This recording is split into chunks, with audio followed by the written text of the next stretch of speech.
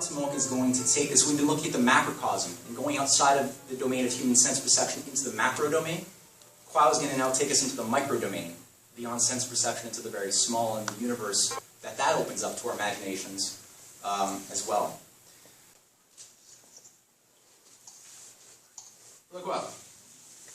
Hey, hello. I'm going to give a presentation about nuclear energy. It's going to be not too detailed, hopefully. Try to keep in the generalities. If at any time you have a question, I would very much appreciate if you can just stop me and ask your question so we can have some sort of discussion. I think it can be more fun than just me dumping a lot of information to you. Okay, so I'm going to start from the very beginning. I want to make clear what's the difference between a chemical reaction and a nuclear reaction. So here I have, let me just put a nicer thing here. Here I have a simplified diagram of an atom. So we have the nucleus in the middle and the electrons around of the nucleus. So this whole thing, the nucleus plus the electrons, is what we call the atom. The thing in the middle is the nucleus. So as you can expect, the nuclear reactions deal with the nucleus. If we put two atoms together, we can form molecules. Two or more atoms together, we can form molecules. And molecules are attached to one another through chemical bonds, which happen through sharing of electrons. So all of the molecules, they all have to deal with electrons around of the nucleus. So the nucleus doesn't really interfere in molecules or chemical reactions. So I have here a simple description of a very common chemical reaction, which is the burning of methane. So this molecule is methane, natural gas. So we have carbon bonded together to 4 atoms of hydrogen through chemical bonds, reacts with a molecule of oxygen, and creates CO2 and water. So we have different molecules when we start and when we finish, but the atoms are the same. So we start with carbon, oxygen, and hydrogen, and we finish with carbon, oxygen, and hydrogen. So this reaction will liberate a little bit of energy. And here I wrote the energy in terms of electron volts, which is what we usually use for like very small amounts, like 1 molecule or things like that. Now, if we try to represent a nuclear reaction in the same way, it would look something like this. So we have a atom of uranium. It fissions and it becomes different atoms. In this case, barium and krypton. This is a fission reaction. We have another type of nuclear reaction, which is a fusion reaction. So in this case, we have 2 atoms of hydrogen. This is a special type of hydrogen that is called deuterium, but it's still hydrogen. They react together, form a different atom, in this case, helium. So you can see that the nature of the atoms change. And these atoms can be inside molecules, but it doesn't really matter for the nuclear reaction what molecules these atoms are in. I also put it here, the energy output of these types of reactions. So for the fission reaction, it's about 200 million electron volts for 1 uranium atom fissioning. And the fusion reaction, so in this case, the deuterium-deuterium reaction, is about 2 million electron volts. So you can see already that the amount of energy liberated by a nuclear reaction is way, way higher than a chemical reaction.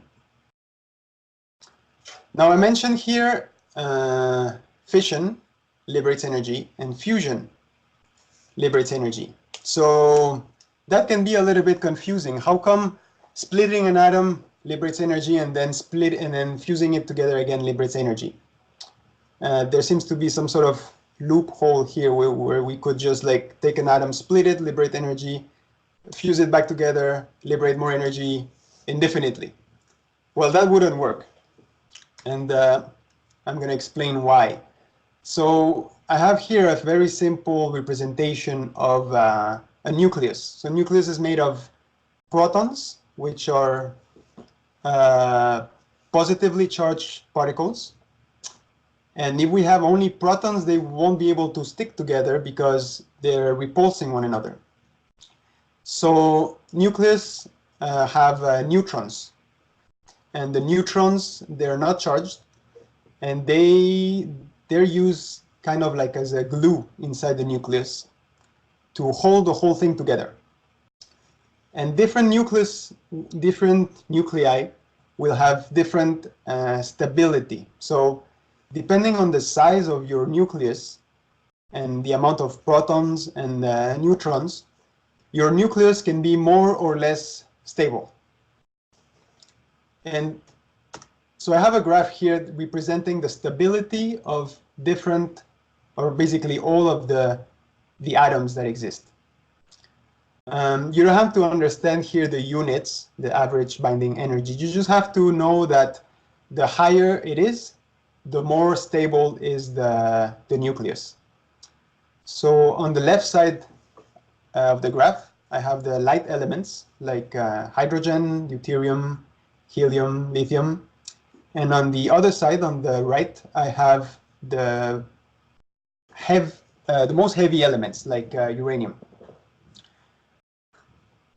And in the middle, I have the most stable elements. These elements are around the atom of iron. So if I start with these type of elements here, and I fuse them together to create something heavier, the result is going to be more stable than the thing that I started with. And that process will liberate energy. So this is a fusion reaction, and it liberates energy because the products are more stable. On the other side, if I take very heavy elements like uranium and fission them, split it into two lighter atoms, each of them being more stable than the uranium, then this process also liberates energy because the result is more stable. So this is why both fission and fusion can liberate energy, because we start with different elements, but we go towards elements that are more stable. So now I'm going to focus more on the fission reaction, which is the way the current nuclear reactors work. And I'm going to give you an idea of how these things work. So this is a representation of a fission reaction. This is a nucleus of uranium. So the fission reaction is triggered when we shoot a neutron at it. Fission reactions do not happen like that just spontaneously. Well, they do a little bit, but it's very, very rare. We have to trigger them. And to trigger them, we have to shoot a neutron. Once the uranium absorbs a neutron, it will split into two smaller atoms, which are called fission products. It's going to liberate a lot of energy, and it's also going to produce new neutrons. These new neutrons are going to travel around the material and counter another atom of uranium. It's going to split this new atom of uranium, liberate more energy and more neutrons, and the cycle starts again. So we have here a chain reaction, and this is what powers the nuclear reactors. So this thing here produces heat in our material. Now, what we want at the end is to produce electricity. So we want electricity to power the cities and the industry and everything we use. The electricity itself is produced in a generator, which is made of a big magnets and things that turn. This thing is turned by a turbine, which is powered by steam flowing through it. And the steam itself is produced by the nuclear reactor. Okay, so now we have narrowed down the task. We have to use the energy produced by a fission reaction to boil water. Okay, so how do we go about it? Let's say you're giving the task of boiling water with uranium. So we're going to do it in a very simple way. We're going to take a big tank of water and put inside a big block of uranium. This big block of uranium is big enough to sustain the critical chain reaction.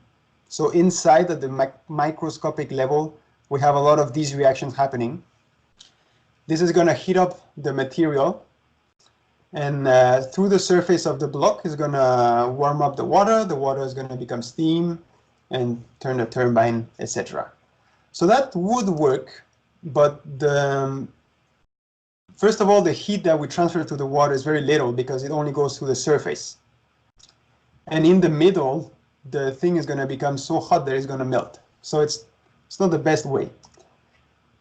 It's better if we take that block and cut it into a lot of thin tubes like this. This way, the heat is taken away from the water with more surface contact, basically. So the tubes are not going to heat up and melt, and we can transfer more heat to the water. So this is essentially the way normal reactors work. So it's a big vessel of water with a lot of uranium tubes inside that transfer the heat to the water. The real ones look a little bit like this. So we have every square thing here is called a fuel assembly. This is one fuel assembly. Every fuel assembly has 17 by 17 tubes. These tubes made of a special metal. Inside of them, they contain the uranium. So this is uranium. It's in this picture, it's in the form of ceramic. So it's uranium oxide, which is what is usually used. And this is the way almost all of the reactors around the world work. Reactors in Canada are a little bit different, but I'm not going to go in the details of that in this presentation. But it's also just water and tubes. So this is a picture of a nuclear power plant in the US. This power plant produces about 2,300 megawatts. To give you an idea of how much power that is, Montreal on average, if we average all the energy consumed in 1 year, it's about, the city of Montreal consumes about 3,500 megawatts. So basically 2 of these reactors can power the city of Montreal. Now I put these letters here because I want to ask you a question. I want people to tell me where do you think that the reactor is, the actual place where the fission happens. Where is it? Maybe Matt, you can unmute the phone.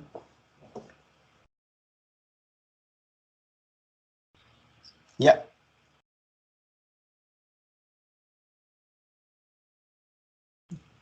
So where is the nuclear reactor?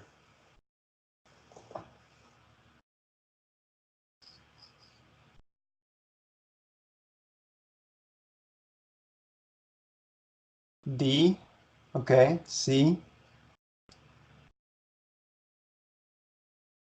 Okay, so you guys are smart. Yeah, it's actually C. A lot of people think that the reactor is in these big towers. But it's actually in C, and it doesn't take the whole building. So inside this building, which is called containment building, the reactor is the red thing here. So this is the vessel of water with the uranium tubes inside. A lot of people think this is the actual reactor. I don't know why this is associated with nuclear power. This is a cooling tower, and its purpose is just to cool down the water coming out of the turbine. And inside it looks like this. So it's empty. This is an abandoned one, so it doesn't have a lot of machines, but it's essentially empty inside. And it's made in a special shape to have the steam flow very easily. Nuclear power plants are not the only ones that use cooling towers. So this is a picture of a coal-fired power plant. You can see it has 8 of those cooling towers. There is no nuclear reaction happening here, it's just burning coal. The coal is here, as you can see this black stuff here. These are mountains of coal. a coal-fired power plant of 1,000 megawatts, so about the power of a reactor, it needs 90 train cars like this one every day to be able to run. It uses tremendous amounts of coal. Now, what about nuclear power? Like, how much nuclear fuel does it use? So we have here a 1,000 megawatts coal-fired power plant. It uses 900 tons every day. Now, a 1,000 megawatts nuclear power plant uses 25 tons every 1 year and a half. So this is a big difference. And actually, they're not refueled every day. So to refuel a nuclear power plant, you have to shut it down, open it, take 1/3 of the fuel out, put in fresh fuel, close it, and then turn it back on. So there's so much energy in uranium that they can do that every 1 year and a half, and it works pretty well. So if we dilute this amount to have a number per day, we get here to 0.05 tons per day. So you can see that there's a significant, tremendous difference between the fuel, the energy density inside the uranium. So I want to talk a little bit more about that energy density, and I'm going to bring, sorry, I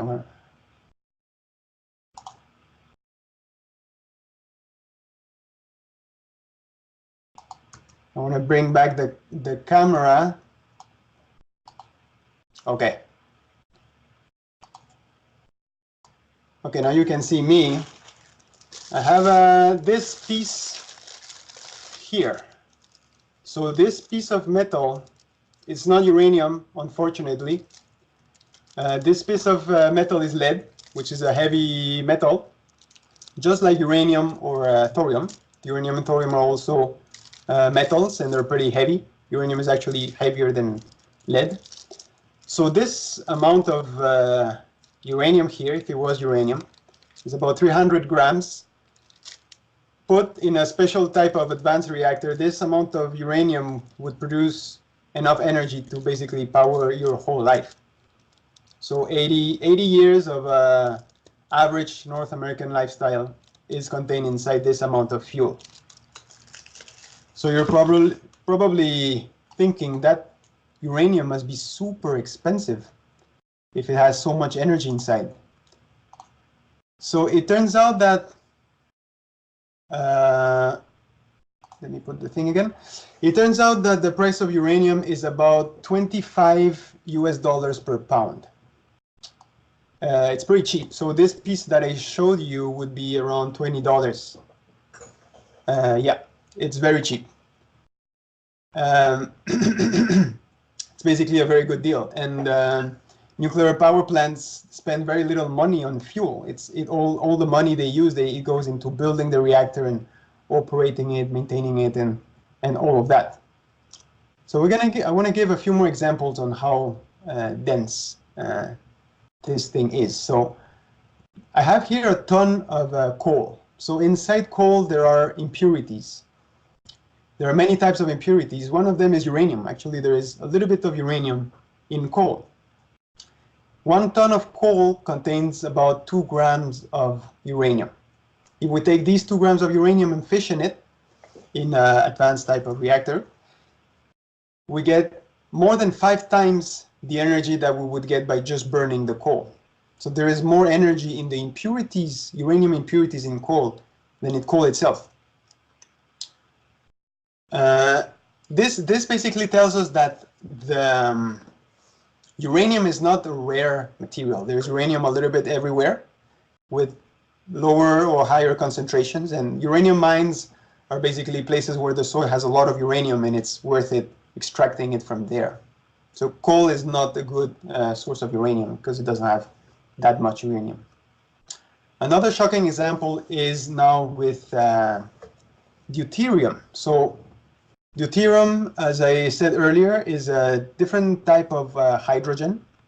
So water contains hydrogen, and in seawater, the hydrogen in the water of seawater A small portion of it is deuterium, which is a different type of hydrogen that can actually be used to power a fusion reaction. So 1 liter of seawater contains about 35 grams of deuterium. This amount of deuterium, if we put it to a fusion reactor, extract all of its energy, it's as much energy as 370 liters of gasoline. So that's a tremendous amount of energy. So imagine if all the oceans were actually made of gasoline, and 300 times that amount of energy. So basically, we don't have any sort of resource scarcity problem. We only have a problem of lack of technology. Now, I want to talk a little bit about nuclear waste, because most of people, when they hear about nuclear energy, the first thing they think of is nuclear waste. So when we have a reactor, like a normal reactor that I showed you earlier, we put in a new fuel. It's 100% uranium. It stays in the reactor for about 3 years, one and a half to 3 years. When we take it out of the reactor, we've only used about 3% of the uranium. The 97% of it, it's still either uranium, like the initial uranium, or plutonium, which also liberates energy. And it has also some other little things. So these fission products, just to remind you, they're the thing that comes out of the fission reaction.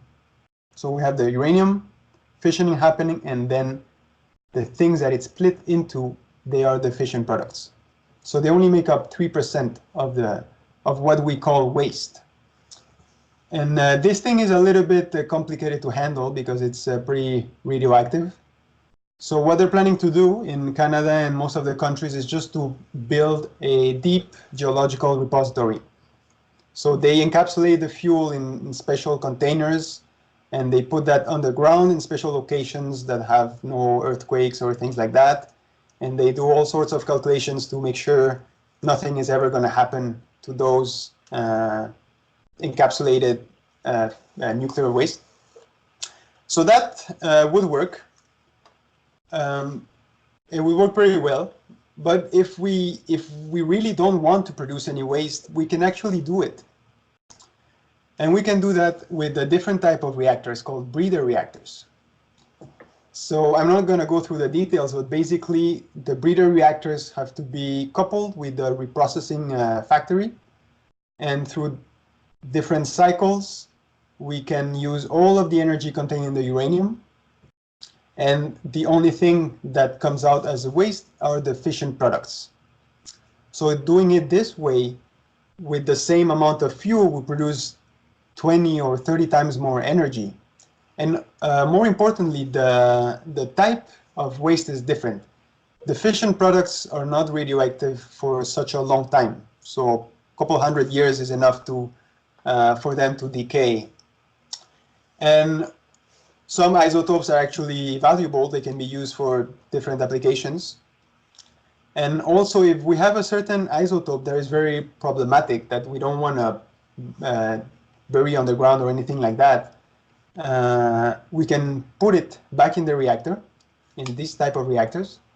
And inside the reactor, sooner or later, it's going to absorb a neutron and be transformed into something else that is less problematic. So basically, with these type of reactors, we are capable of essentially getting rid of the nuclear waste problem. And these are not some sort of futuristic dream reactors. They actually exist. This is a picture of a breeder reactor, a sodium-cooled reactor in Russia, and it's been operating for a few years. So I said sodium cool reactor because it doesn't use water. So let's go back to our simple little reactor here. I said that most of reactors use water here and tubes of uranium. So this is true for most of the reactors, but it doesn't have to be like this. So this thing here can be another type of fluid, like gas helium, or it can be a liquid metal like lead or sodium. It can be a molten salt. And the fuel itself, it doesn't have to be tubes. It can be pebbles, or it can even be liquid. Also, it doesn't have to be uranium. There's another nuclear fuel called thorium. There is more abundant than uranium, and but it's more complicated to use because we need to use those types of advanced breeder reactors. So the point that I'm trying to make here is that there are a lot of possibilities to test, and we've only tested one, which is water with solid tubes, but we have to test a lot of other things and see which one is better, because using those different types of materials give advantages, like having reactors that are inherently safe, that can produce higher temperatures to do things that we cannot do with normal reactors. They can be breeder reactors, things like that.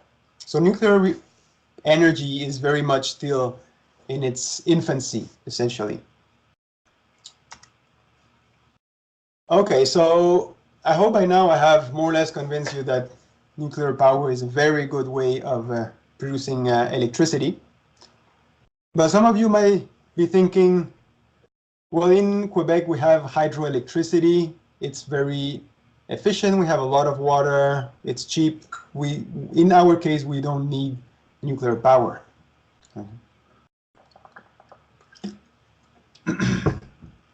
Well, the thing is that nuclear power is not only for boiling water. We can do a lot of other things with nuclear power that we cannot do without reactors. So I'm going to go here through some of the other applications that go beyond producing electricity that we can use reactors for. One of them is medical isotopes. So in modern medicine, we use different types of radioactive isotopes for different purposes, like diagnosing different specific types of diseases or specific areas in the body, or treating special cancers, things like that. So there are a wide variety of medical isotopes, and all of them have to be produced in a nuclear reactor. Another application is neutron activation. So this is a method for analyzing materials. So basically you take whatever sample you have, you put it inside the reactor. It's going to it's going to be submitted to a lot of neutrons. It's going to become a little bit radioactive. You take it out of the reactor, analyze carefully its radioactivity, and then from that you can know exactly what elements you have in your sample and what amount of each of them. There are other things you can do with neutron activation, like, for example, people who study the flow of water in rivers and things like that. They can put a little bit of water in the reactor, make it slightly radioactive, then put it back in the river. It's very small radioactivity, so it's not dangerous. You put it back in the river, and then with Geiger counters, you measure the reactivity downstream in different spots, and then you can precisely know where the water goes through. There are a lot of applications for neutron activation. Another thing is neutron imaging. So this is similar to X-rays, but it can see things that X-rays cannot see. So, for example, metals. X-rays cannot easily penetrate metals, which neutrons can. So in this picture here above, we have, these are blades of a jet engine. Inside the blades of a jet engine, there are a lot of channels used to circulate air to keep the blade cool. And for quality control, they have to check if all these channels were properly manufactured, and they cannot do that with X-rays. So they have to use neutron imaging for this. Another particularity of neutrons is that they're capable of penetrating metals, but at the same time, they're very sensitive to some specific elements like hydrogen or boron or other elements. So in this picture here, we have flowers inside a very thick lead container. And this is the neutron image. So the neutrons easily cross through the lead, but then can very well photograph kind of the flowers inside of the lead. So this is a very good technique for like non-intrusive, non-destructive scanning methods. Also, more generally, like when we develop nuclear technology, we are forced to increase our understanding of physics. More people have to study physics, and basically this is a very big advantage to society in general when we are forced to study how the particles work in how nature basically works in its more fundamental way. Another very interesting application is a plasma torch, and this is more related to fusion reactors. So let's say we want to get rid of waste, not nuclear waste, but just the normal waste that we put in landfills. We could do it with plasma torches. And to do that, we would like basically throw all of the waste through a torch. That torch will heat up the waste, turn it into a gas, and heat it up even more to turn into a plasma, which is some sort of gas that we're capable of manipulating with magnets and electric fields. Once it's in that state, we're capable of separating element by element the waste. So we can retrieve all the elements separately and form raw materials back from the waste and recycle basically anything that we put through the torch. So plasma torches exist already, but they're not used for that application that I just mentioned. They're used for like welding and things like that. It's also possible to treat waste with it, but they cannot make them hot enough to make plasma out of the waste. They just vaporize the waste and melt like the metals and things like that. So to recycle really everything and separate the elements, then we would really have to master fusion technologies, which is a very similar technology. It uses plasma as well. So this is one thing that we could do if we develop our nuclear technologies. And finally, and very importantly, space exploration. So we are very limited if you want to do space exploration and don't use nuclear energy. We are very, very limited. And here I'm going to mention two areas where nuclear energy is very useful when it comes to space exploration. So one of them is propulsion. Propulsion is usually done with chemical reactions, so usually hydrogen and oxygen reacting together, producing flow of gas exiting the rocket, and that flow pushes the rocket forward. So the maximum speed at which the rocket can go is basically the speed at which, or proportional to the speed at which the exhaust comes out of the rocket. So for a chemical reaction like hydrogen and oxygen and certain geometries, that speed has a limit. And the limit is not very high. So basically, if we want to go beyond the moon with chemical rockets, we have to wait very, very long times. It's not very practical. We can use nuclear power to power rockets, and there are different ways of doing that. One way, which is the simplest, would be to use what's called a nuclear thermal rocket. So this works very similarly to a chemical rocket. So we still have a gas that we're going to heat up, but instead of heating it up with a chemical reaction, we heat it up with a nuclear reactor. So we can attain higher temperatures, and the gas can be evacuated at higher speeds. So we can actually go 2 to 3 times faster with these types of rockets. These have actually been investigated in the US back in the 60s or 70s. They even built some of them and tested, not like in a real rocket, but on the ground. So this thing works. It's just a matter of like putting money back into it and developing it. Other types Another one is like an ion thruster. So in this case, the nuclear reactor on the ship is used to produce electricity, and then this electricity is then used to accelerate ions. So ions are like atoms, but they're lacking electrons, so they're charged. So because they're charged, we can accelerate them with an electric field. And we can accelerate them to a very high speed because they're very light. So that gives us the possibility of having spaceships that can go very fast.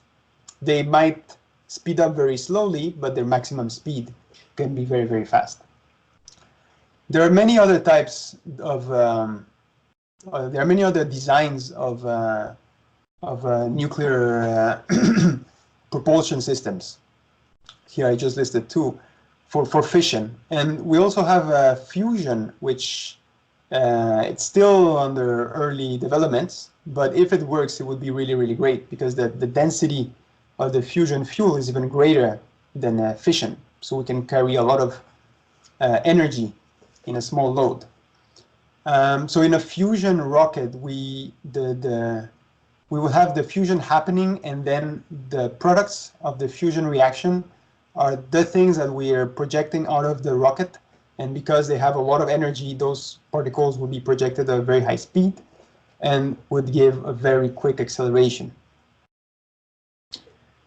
Okay, so this is for propulsion. Now, if we build like a colony or something like that on the moon or on Mars, that colony will have to use materials. We'll have to use water, oxygen, hydrogen, probably materials for construction like steel, aluminum, things like that.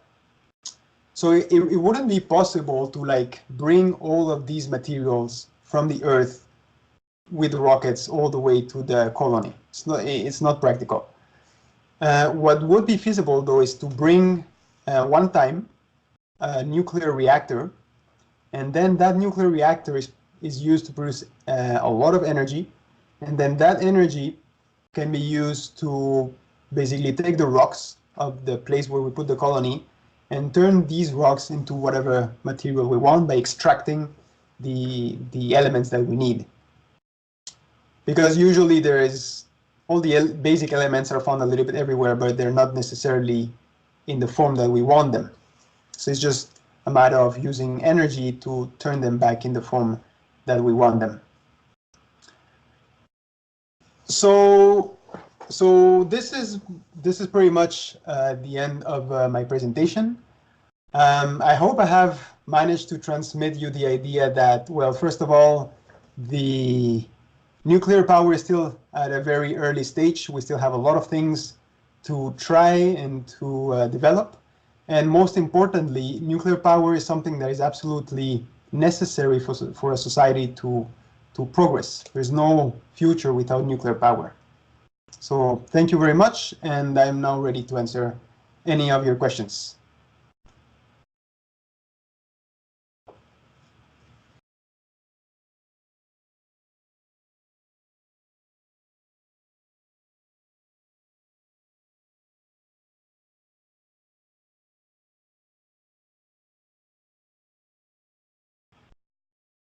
Yeah, pebble bed reactor is one of the hot topics right now, kind of. So usually pebble bed reactors, let me go back to the, okay, let me share the screen again. So here, pebble bed reactors, instead of having here a lot of little tubes, it would be pebbles. So like a pack of a lot of pebbles. And usually it's gas flowing through the pebbles. So there is like, there would be like a lot of space around the pebbles so the gas can go through. And the gas will pick up the heat around the pebbles. And then the gas will be used to either produce electricity, or because the gas will be extremely hot, it can be used to produce other things. Like it can be used to generate hydrogen out of water, for example, things like that. And the pebbles themselves, they're manufactured in a way that they're very solid, and they have graphite which is a material that you need for many reactors. And yeah, I don't know exactly to what extent you want to know more about pebble bed reactors, but yeah, it's something that is being under development.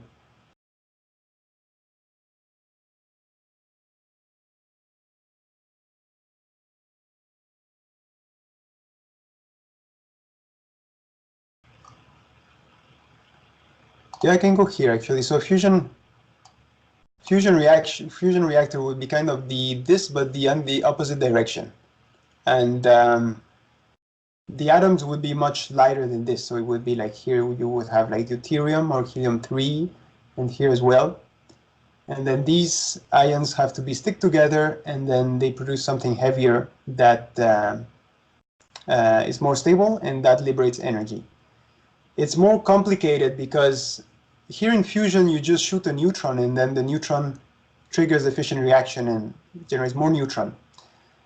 In a fusion reactor, you have to bring these two atoms very close to each other. And that's very hard to do because they're both positively charged. So you have to overcome a very, very high energy barrier here. But they're working on it. Actually, there is a project in France. They're building. They have been building a fusion reactor for many years, and it's supposed to work. It's just a matter of building it. Many countries are participating in the project, and so the advantage of fusion would be that, as I showed here, we have essentially infinite fuel for fusion reaction. What is it, like the 300, basically in seawater, we have so much deuterium that we will never lack energy. Now the helium-3 thing,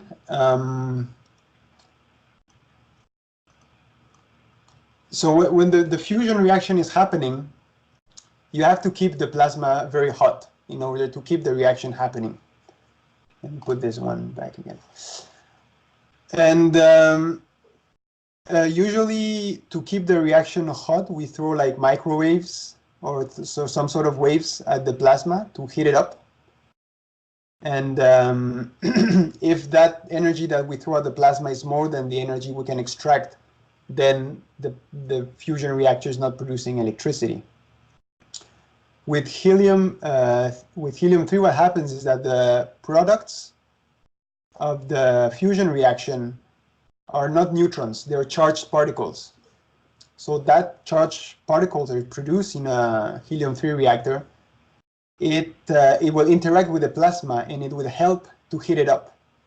So once the reaction starts, it's easier to keep it hot without externally injecting energy into it. Whereas the other types of fusion reactions like deuterium, they produce neutrons, and some of the energy is wasted in neutrons escaping the reactor because they don't interact with the plasma.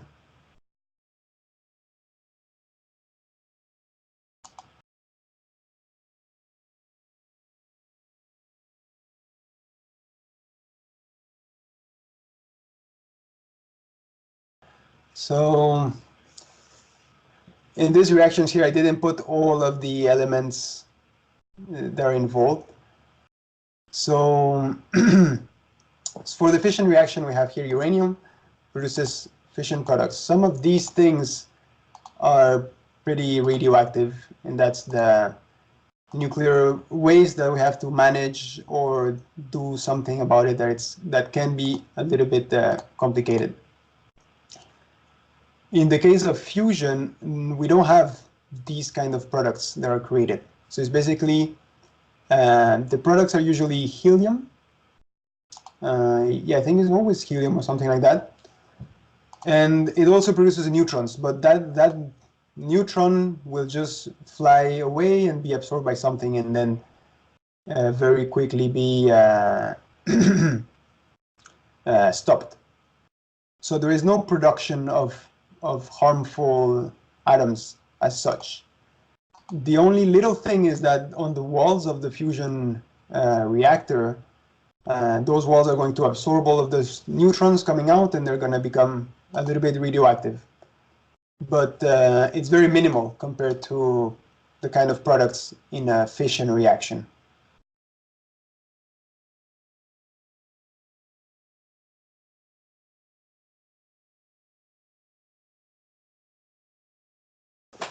There is no reason why it shouldn't work. They've done like all the calculations and everything, and it's not the first. It's not the first time they're doing fusion. We've done fusion many times in other types of reactors, so we know how to make fusion. We know it liberates energy. We know a lot of things about that. It's just that we haven't been able to successfully take more heat out of the fusion reaction than the heat that we put in. And for fusion reactors, especially that type of reactors like tokamaks, the size matters a lot when it comes to the stability of the plasma inside, and also just the amount of energy that we have to put in and the amount of energy that we can take out. So by making something much bigger, like the thing they're doing in ITER, it becomes much more feasible to actually harness energy out of that machine. So yeah, I don't see there is no reason why it shouldn't work. It's definitely going to work.